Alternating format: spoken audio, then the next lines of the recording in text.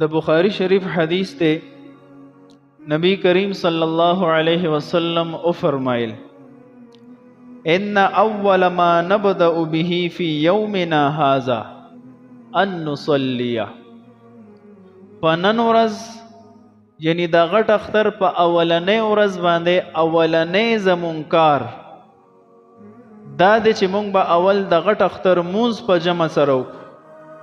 عیدګاه کې یا په جامع مسجد کې ثم نرجع بیا به واپس شو خپل کورونو ته بلار شو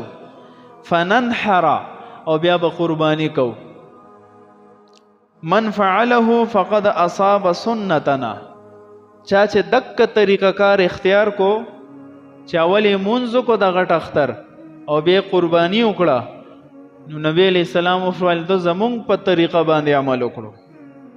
یعنی د انبیاء لار د اختیار کړه د سنت لار د اختیار کړه ومن ذبح قبلو که یو سړی د غټ اختر منځ نه کړو او قربانی وکړه د غټ اختر د مز نه مخکې لا منځونه نه دي شوی فانما هو لحم قدمه لاهله نو د دې غوښه حیثیت د یو عام غوښه دی چې د خپل اهل او عیال لپاره د خوراک تنظیم وکړو لیس من النسک فی شیء د قربانی سره د دې اس قسم تعلق نشتا یعنی د دې سړي قربانی و نشوا چې د غټ اختر نه مخکې منځ اعلان نه دي شوی په مساجدو کې او د قربانی وکړه نو دا د قربانی غوښه نه ده دا یو عام غوښه شوه یو صحابي نه داسې عمل شوو ابو برده ابن نیار رضی الله عنه لا نبی علیہ الصلوۃ والسلام د غټ اختر موز نو پړو کړي هغه قربانی کړي وا چې کله دا حدیث وریدو پریشان شو خدا سے نه چې صحابه کرامو مخبله مسله پټوله فوراً په مجلس کې پاسې دو چې د الله رسول صلی الله علیه وسلم ان عندي جزعه تاسو خو مسله بیان کا چې د غټ اختر موزلا نه دی شوی او یو سړی قربانی وکړه د قربانی نه کیږي ما خو هم داسې وکړله اوس څه حکم دی نور څه ما سره شتم نه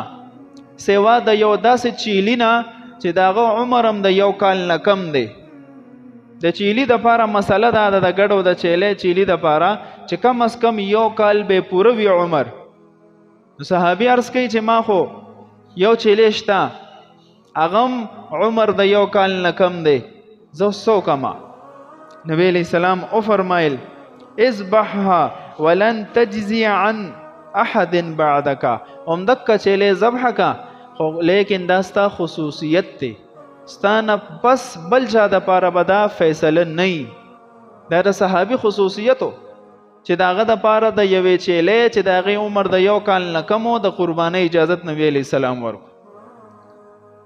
اوس زمونږ د پاره قانون سره چې د چیلې عمر د یو کال نه کم وي قرباني پې نه کیږي کم از کم یو کال دا شرط دی نو حدیث واضح دی مسله ته معلومه شوه چې په کومو بلادو کې په کومو ښارونو کې د اختر مونځ کیږي په جمع سره